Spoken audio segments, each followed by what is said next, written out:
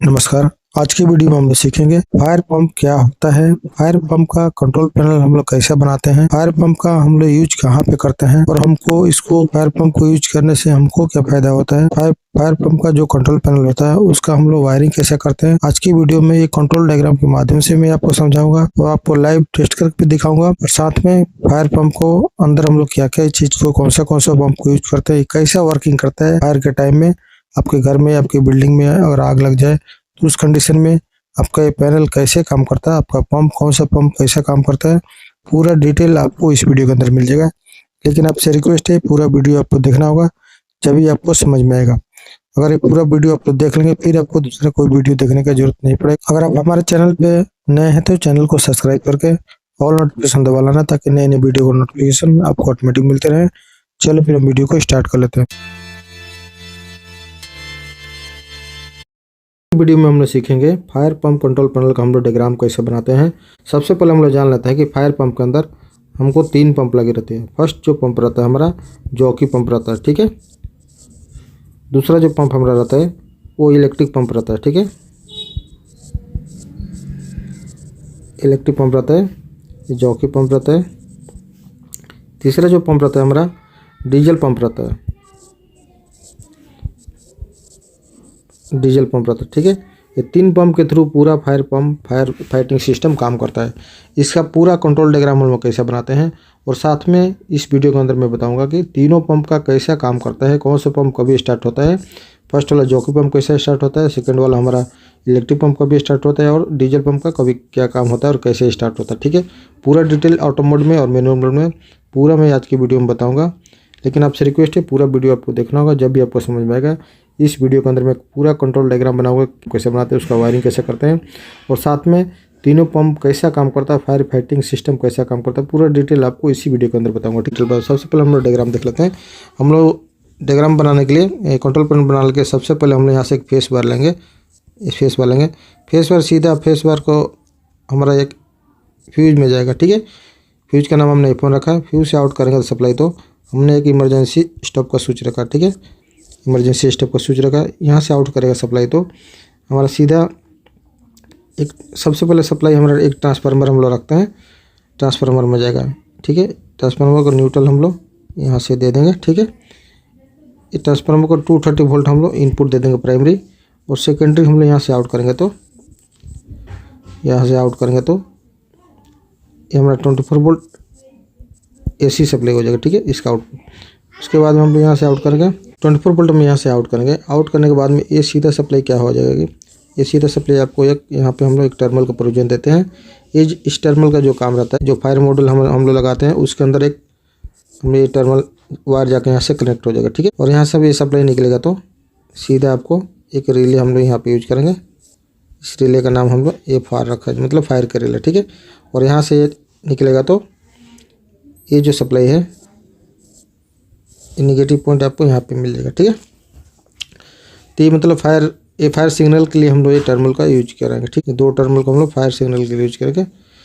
जब भी फायर आएगा तो ये रिले हमारा एक्टिव हो जाएगा, ठीक है। फायर का रिले एक्टिव हो जाएगा, उसी रिले के थ्रू ही पूरा फंक्शन आगे का पंप हमारा स्टार्ट और स्टॉप होगा, ठीक है। मैं आगे के पेज में दूसरा डायग्राम आपको बता देता हूँ, ठीक है, फिर आपको समझ में आएगा। अभी जो हम पहले पेज में आपको बताया इमरजेंसी स्टॉप से आउट करके जो हमारा इसमें फायर का जो हम लोग ट्रांसफार्मर का वायरिंग किया, ये हम लोग इसी इमरजेंसी से और एक वायर हम लोग निकालेंगे। निकालने के बाद सबसे पहले हम लोग इसके जॉकी पंप का वायरिंग करेंगे, ठीक है। हम लोग यहाँ से वायर सप्लाई लेके आएंगे वायर, और हमने एक स्विच का प्रोविजन दिया है। स्विच का हम लोग हैंड मोड और ऑटो मोड में चलाने के लिए, ठीक है। अभी हैंड मोड में हम चलाने के लिए हमने यहाँ पे चाहे तो स्टार्ट स्टॉप का पुश बटन भी यूज कर सकते हैं, और चाहे तो हम लोग डायरेक्ट भी चला सकते हैं। ये हमारा स्टॉप का पुश बटन है, ये हमारा स्टार्ट का पुश बटन, ठीक है। और ये हमारा ऑटो मोड में कैसे काम करें। ऑटो मोड में हमको एक जॉकी पंप के अंदर इस फायर पंप का जो कंट्रोल पैनल रहता है उसके अंदर हम लोग एक प्रेशर स्विच का यूज करते हैं। जितने भी पंप रहेंगे फायर पंप के अंदर उसका अंदर हम लोग प्रेशर स्विच का यूज करते हैं। प्रेशर स्विच के थ्रू ये ऑटो मोड में काम करता है, ठीक है। मैनुअल मोड में तो डायरेक्ट चालू हो जाएगा, लेकिन ऑटो मोड में प्रेशर स्विच के थ्रू चालू होगा, ठीक है। ये सप्लाई यहाँ से आएगा, और यहाँ पे आने के बाद ये ऑयलर का एक ऑयलर हम लोग यहाँ पे रखा है कॉन्ट्रैक्टर, और यहाँ से आने के बाद में ये सप्लाई आपको यहाँ से आके यहाँ पे मिल जाएगा, ठीक है। ये हमारा ऑयलर का प्रोविजन है। ऑयलर से आउट होने के बाद में ये हमारा कॉन्ट्रैक्टर का कोयल में आएगा, ठीक है। न्यूट्रल हम लोग यहाँ से दे देंगे, ठीक। ये हमारा न्यूट्रल का पॉइंट है, ठीक है। ये हमारा जॉकी पंप का हो गया। ये जो हम लोग वायरिंग बताएं, ये जॉकी पंप का वायरिंग है, ठीक है। ये जॉकी पंप का है। और इस जॉकी पंप चालू और बंद करने के टाइम में इंडिकेशन हम लोग लगाते हैं कि इंडिकेशन हमको मालूम पड़ेगा कौन सा पंप चालू है। तो यहाँ पे हम लोग इंडिकेशन का लाइट का सिंबल बना दे रहे हैं, ठीक है। ये ऑन का सिंबल है, ठीक है, जॉकी पंप ऑन का, ठीक है। और हमको ट्रिप का भी इंडिकेशन चाहिए तो हमने यहाँ से एक वायर निकले आएंगे। ऑयलर है, ऑयलर का एनसी कॉन्टैक्ट यूज करके यहाँ पर हम लोग एक लाइट यूज करके जो कि हमारा ट्रिप का लाइट हो जाएगा, ठीक है। ये ट्रिप का, ये हमारा जॉकी पंप का हो गया। अभी हम लोग जॉकी पंप का वायरिंग हो गया। ये कैसा काम करेगा मैं इसको थोड़ा बेसिक समझा दे रहा हूँ। यहाँ से हमारा देख सकते हैं, यहाँ से फेस वायर आएगा, फ्यूज में गया, फ्यूज आउट होकर इमरजेंसी स्टॉप में गया, इमरजेंसी से आउट होने के बाद में ये सीधा सप्लाई आपका स्विच में है। हैंड ऑपरेटर जो स्विच है ये देख सकते हैं, यही स्विच का नाम हमने इसमें रख दिया। यहाँ पे ये 3 पोजिशन स्विच है। यहाँ से आउट होने के बाद में स्विच में गया। स्विच से अगर हैंड मोड में हम लोग हैंड मोड में अगर हम लोग करेंगे तो सप्लाई सबसे पहले स्टॉप स्विच में आएगा, बाद में स्टार्ट में आएगा। लेकिन हम लोग को इसको होल्डिंग नहीं होगा, ठीक है। तो होल्डिंग करने के लिए हम क्या करेंगे, ये सप्लाई को हम लोग यहाँ से लेके इस जो कॉन्ट्रैक्टर है हमारा K1 का कॉन्ट्रैक्टर को हम यूज करेंगे, ठीक। क्योंकि इसको होल्डिंग करना है हम लोग। स्टार्ट का अगर पुश बटन हम लोग यूज कर रहे हैं तो अगर हम लोग पुश करेंगे इस पुश बटन को तो स्टार्ट हो जाएगा, फिर ऑफ हो जाएगा, मतलब ऑन हो जाएगा फिर ऑफ हो जाएगा। इसलिए हमको होल्डिंग के लिए पॉइंट हम लोग यूज किया है K1 का, ठीक है। तो ये जॉकी पंप अब मैनुअल में अगर हम लोग स्टार्ट करना चाहते हैं तो डायरेक्ट हम लोग स्टार्ट पुश बटन प्रेस करेंगे इसको, तो कॉन्ट्रैक्टर हमारा चालू हो जाएगा। इस कॉन्ट्रैक्टर के थ्रू हमारे जॉकी पंप का मोटर को कनेक्शन रहता है पावर केबलिंग, ठीक है। ये तो कंट्रोल केबल हो गया। पावर केबल आपका इसी कॉन्ट्रैक्टर के थ्रू पावर केबल, जैसे मैं आपको यहाँ पर डायग्राम में बता दे रहा हूँ। सपोज आपके मोटर में 3 टर्मिनल रहता है और ये हमारा कॉन्ट्रैक्टर है, सपोज कॉन्ट्रैक्टर हो गया हमारा, ठीक है। तो यहाँ पे कॉन्ट्रैक्टर के इनपुट में हम लोग रेड येलो ब्लू सप्लाई देंगे और यहाँ से जो आउट होगा, जो यहाँ से आउट होगा, आउट होने के बाद में ये हमारा मोटर में लग जाएगा, ठीक है। ये हमारा मोटर में चला जाएगा, ठीक है। ये पावर केबल है, ये कॉन्ट्रैक्टर है, ये जो हमारा है ये कॉन्ट्रैक्टर का पावर वायरिंग है, ठीक है। अभी हम लोग नेक्स्ट जो पंप आएगा हमारा ऑटो मोड में कैसे काम करता है। ऑटो मोड में मैं आपको बता रहा हूँ ऑटो मोड में कैसे काम करता है।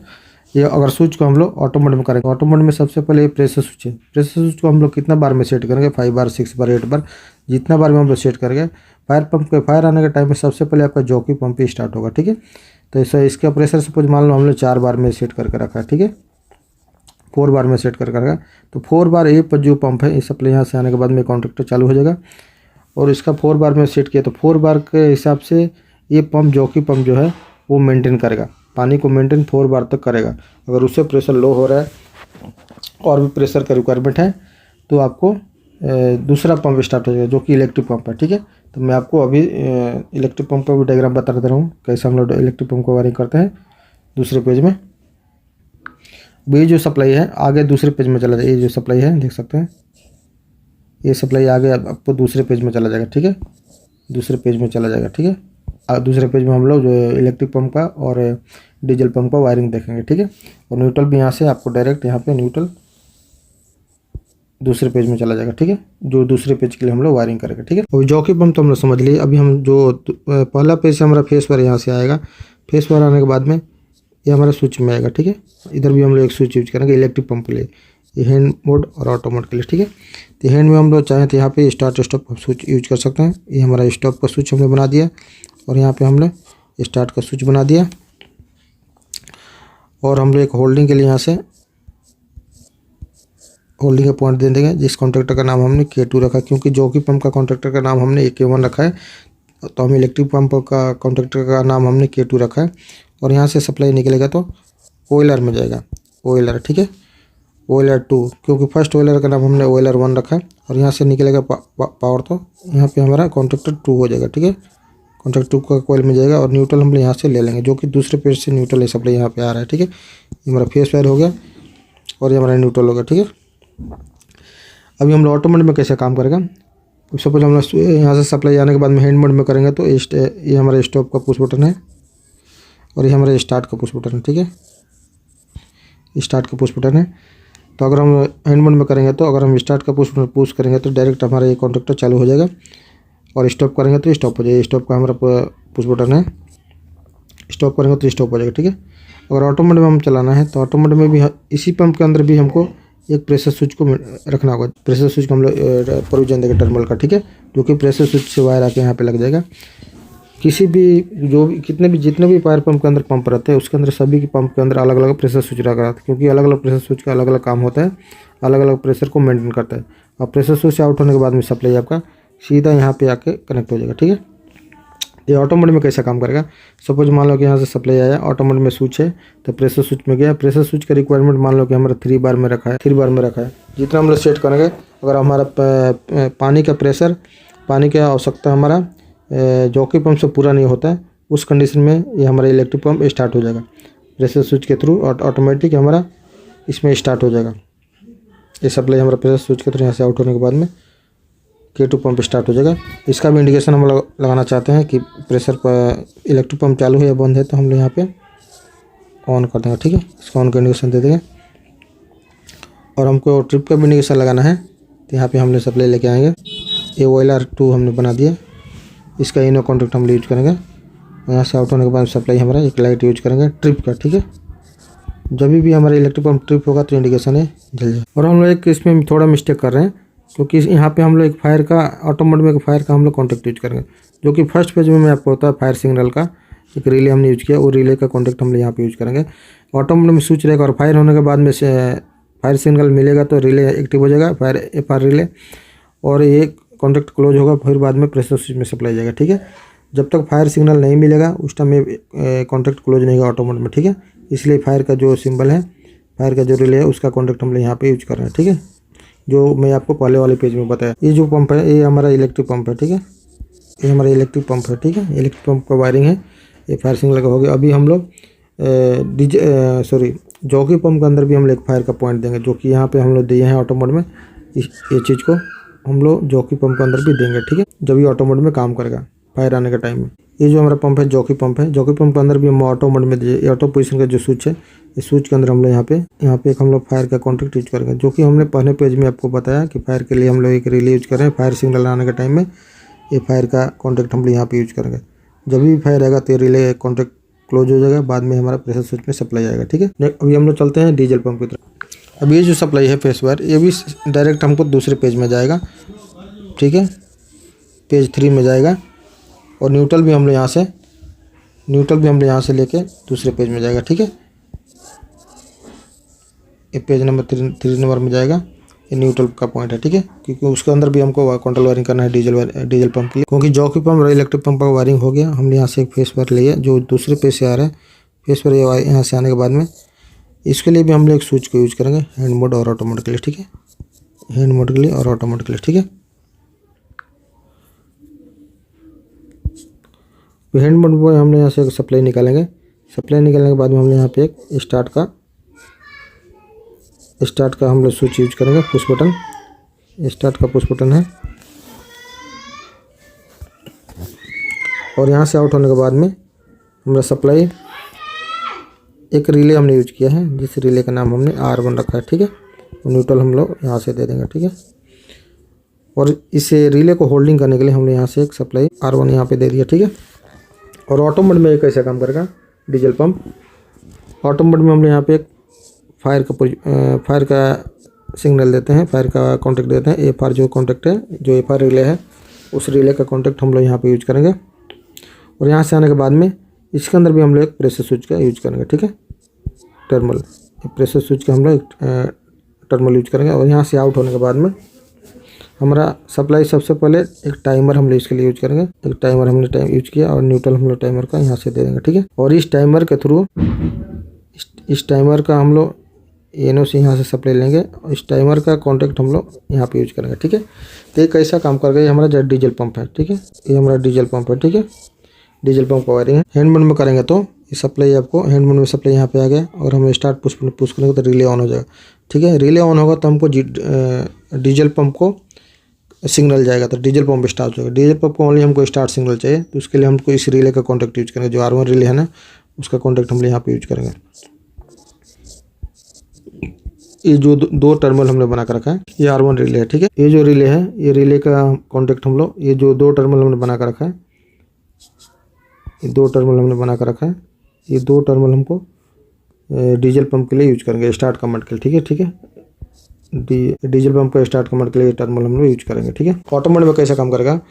ऑटो मोड में मान लीजिए सप्लाई हमारे यहाँ से यहाँ है, स्विच में गया, स्विच से ऑटो मोड में अगर स्विच को करेंगे तो हम लोग सबसे पहले अगर फायर का सिग्नल है, फायर का सिग्नल रहेगा तो फायर का कॉन्टैक्ट क्लोज होगा। बाद में प्रेशर स्विच में जाएगा, प्रेशर स्विच का अगर रिक्वायरमेंट है तो उसी टाइम आपको टाइमर में सप्लाई जाएगा। टाइम डिले के थ्रू ये डायरेक्ट हमारा टाइमर कॉन्टैक्ट ऑन हो जाएगा। उसके बाद में ये हमारा रिले ऑन हो जाएगा। रिले ऑन होगा तो ये जो कॉन्टैक्ट है क्लोज हो जाएगा सिग्नल का, स्टार्ट कमांड का, वो डायरेक्ट आपका डीजल पंप स्टार्ट हो जाएगा। ठीक है, तो ऐसा हम लोग इसका पूरा कंट्रोल वायरिंग डायग्राम बनाते हैं। इसके अंदर भी हम लोग इंडिकेशन लगाना चाहते हैं तो हम लोग लाइट यहाँ पे लगा सकते हैं, मतलब कि डीजल पंप चालू हो तो हमको मालूम पड़ना चाहिए। ये हमारा ऑन का हो गया, ऑफ का इंडिकेशन यहाँ पे बना सकते हैं।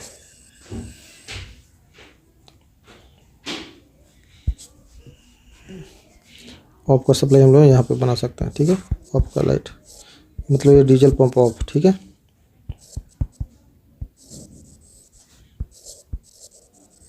डीजल पंप, ठीक है, डीजल पंप ऑफ का इंडिकेशन हो गया या ऑन का हो गया। अभी हम लोग ये जो कॉन्टैक्ट है हम लोग R1 का यूज करेंगे। ठीक है, ऑफ के लाइट के लिए। ठीक है, अभी ये तीनों पंप कैसा काम करता है मैं आपको थोड़ा एक जस्ट बेसिक समझा दे रहा हूँ, फिर आपको समझ में आ जाएगा। ठीक है, अभी हम लोग सबसे पहले जान लेते हैं कि ये तीनों पंप फाइटिंग के टाइम कैसा काम करता है। जैसे कि फर्स्ट हमारा पंप है जॉकी पंप। ठीक है, ये जॉकी पंप हो गया। दूसरा जो हमारा पंप है ये इलेक्ट्रिक पंप है,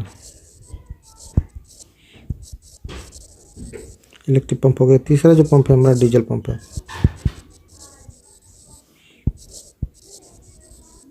डीजल पंप है।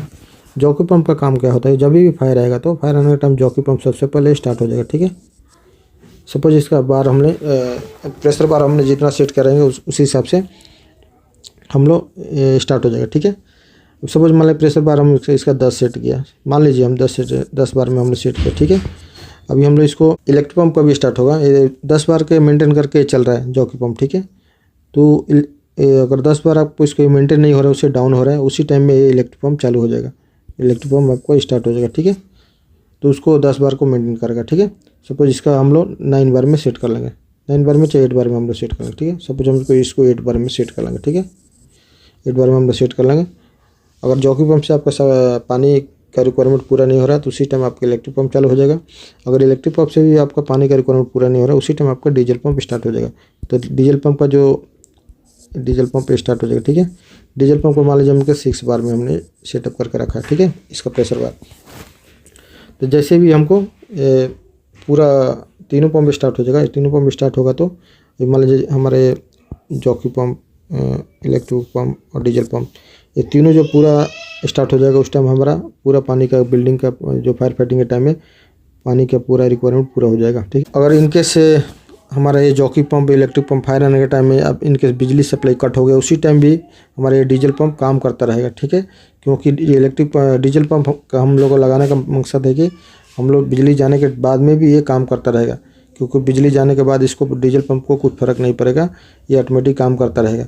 इलेक्ट्रिक पंप और जॉकी पंप सपोज बंद हो गया उस कंडीशन में भी आपका डीजल पंप चलता रहेगा, आपका जो बिल्डिंग में आग लगी रहेगी उसको बुझाता रहेगा। ठीक है, ऐसा हम लोग इसका कंट्रोल वायरिंग, पावर वायरिंग और इसका हम लोग पूरा लॉजिक ऐसा पढ़ते हैं। अभी हम इस वीडियो के अंदर में कंट्रोल पैनल के साथ में लाइव टेस्ट करके आपको बताऊंगा कौन सा पैनल कैसा काम करता है, diesel pump, electric pump, jockey pump कैसा वर्किंग करता है, पूरा डिटेल आपको इस वीडियो के अंदर मिलेगा। वीडियो स्किप नहीं करें, और बहुत सारा वीडियो बाकी है इसलिए वीडियो स्किप नहीं करें, वीडियो में बने रहें, फिर आपको और अच्छी तरह से समझ में आएगा। ठीक है, फायर पंप को हम लोग यूज कहाँ पे करते हैं। फायर पंप का यूज हम लोग आग को बुझाने के लिए, सिंपल भाषा में आप लोग समझे कि अगर आपके घर में बिल्डिंग में आग लग गई, फायर हो गया, उस कंडीशन में हम लोग फायर पंप का यूज करते हैं।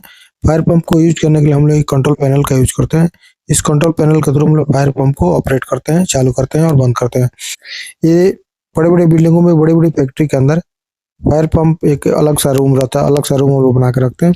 उस रूम के अंदर 2 पंप लगे रहते हैं, एक इलेक्ट्रिक पंप और एक डीजल पंप, और साथ में एक कंट्रोल पैनल रहता है जो कि दोनों पंप को कंट्रोल पैनल के थ्रू हम लोग कंट्रोल करते हैं। अब हम लोग समझ लेते हैं कि इलेक्ट्रिक पंप और डीजल 2 पंप का हमको किधर यूज होता है, कहाँ पे 2 पंप का हम लोग यूज करते हैं। तो सबसे पहले हम लोग जान लेते हैं कि अगर हम लोग इस पैनल के स्विच को ऑटो मोड में अगर हम लोग सिलेक्शन कर लेंगे तो आपका पूरा सिस्टम ऑटोमेटिक काम करेगा। सपोज आपके घर में आग लग गई, फायर हो गया किधर भी, घर में, बिल्डिंग में, फैक्ट्री में, तो अगर इस पैनल का स्विच अगर ऑटो मोड में रहेगा तो ऑटोमेटिक सबसे पहले आपका इलेक्ट्रिक पंप स्टार्ट हो जाएगा। फायर आने के टाइम इलेक्ट्रिक पंप स्टार्ट हो जाएगा। स्टार्ट होने के बाद में पानी का जितने भी रिक्वायरमेंट है, जैसे आपको घर में पानी, आग बुझाने के लिए पानी का रिक्वायरमेंट है, पंप के थ्रू जो आउटपुट से जो पानी निकलेगा उस पानी के थ्रू हम लोग आग को बुझाएंगे। आग को बुझाने के बाद में अगर पानी का रिक्वायरमेंट ज़्यादा है तो उस कंडीशन में अगर स्विच हमारा ऑटो मोड में है तो हम लोग हमारा दूसरा जो पंप है डीजल पंप, वो ऑटोमेटिक स्टार्ट हो जाएगा। सपोज मान लो ज़्यादा फायर होने के टाइम में इलेक्ट्रिक पंप सपोज बंद हो गया, बिजली सिस्टम पूरा बंद हो गया, उस कंडीशन में आपका डीजल पंप काम आएगा। तो डीजल पंप अगर ऑटो मोड में रहेगा, इलेक्ट्रिक पंप से अगर पानी का रिक्वायरमेंट पूरा नहीं होगा तो डीजल पंप ऑटोमेटिक स्टार्ट हो जाएगा। और दूसरा कंडीशन, अगर आपको घर में ज़्यादा फायर होगा तो इलेक्ट्रिसिटी ऑटोमेटिक कट हो जाएगा। उस कंडीशन में कट होने के टाइम में भी आपका डीजल पंप ऑटोमेटिक स्टार्ट हो जाएगा। मतलब कि आपके घर में आग लगी है तो डीजल पंप के थ्रू भी हम लोग आग को बुझा सकते हैं, क्योंकि डीजल पंप का उसका आउटपुट का जो पानी निकलेगा उससे भी हम लोग आग को बुझा सकते हैं। इसके अंदर दो कंडीशन होता है, इलेक्ट्रिक पंप का पानी से हम लोग आग को बुझाएंगे। अगर सपोज आपको इलेक्ट्रिक पंप के पानी से आपका घर का रिक्वायरमेंट पूरा नहीं हो रहा है, मतलब ज़्यादा पानी का रिक्वायरमेंट है, उस कंडीशन में आपका ऑटोमेटिक डीजल पंप स्टार्ट हो जाएगा। मतलब दोनों पंप एक ही साथ में स्टार्ट हो जाएगा। फिर आपका घर के अंदर कितना बड़ा भी आग लगा हो तो वो आसानी से हम लोग बुझा सकते हैं। इसलिए हम लोग डीजल पंप को और इलेक्ट्रिक पंप दोनों पंप को हम यूज करते हैं फायर पंप के अंदर। अभी मैं आपको लाइव इस पैनल को टेस्ट करके बता दे रहा हूँ, फिर आपको और आसानी से समझ में आएगा। ठीक है, जैसे कि आप देख सकते हैं हमारे साथ में एक कंट्रोल पैनल है, फायर कंट्रोल पैनल देख सकते हैं। इसके अंदर हम लोग एक पावर ऑन का इंडिकेशन दिया, स्टार्ट का, और एक डीजल पंप का स्विच हमने रखा है 3 पोजीशन स्विच, देख सकते हैं, हैंड मोड और ऑटो मोड। आप चाहें तो मैनुअल भी इसको स्टार्ट स्टॉप कर सकते हैं। ठीक है, दूसरा हम लोग एक अलार्म दिया है, फायर आने के टाइम में अलार्म बजेगा। उसके बाद में एक इलेक्ट्रिक पंप का भी स्विच हमने दिया है हैंड और ऑटो मोड के लिए। ठीक है, 3 पोजीशन स्विच है। अगर हम लोग इसको हैंड मोड में कर देंगे, हम लोग इसको मैनुअली भी स्टार्ट स्टॉप कर सकते हैं और ऑटो मोड में भी स्टार्ट स्टॉप कर सकते हैं। ठीक है, इस तरह से पूरा फायर पैनल ऐसा काम करता है। पूरा वीडियो देखने के बाद में अगर हमारा वीडियो थोड़ा भी अच्छा लगे तो वीडियो को लाइक कर देना। आपके मन में कुछ भी सवाल हो तो मुझे कमेंट करके जरूर बताना। अगर आप हमारे चैनल पे नए हैं तो चैनल को सब्सक्राइब करके ऑल नोटिफिकेशन दबाना, ताकि नए नए वीडियो को नोटिफिकेशन आपको ऑटोमेटिक मिलते रहे। चलो फिर मिलते हैं हम नेक्स्ट वीडियो में नेक्स्ट टॉपिक के साथ में। Thank you.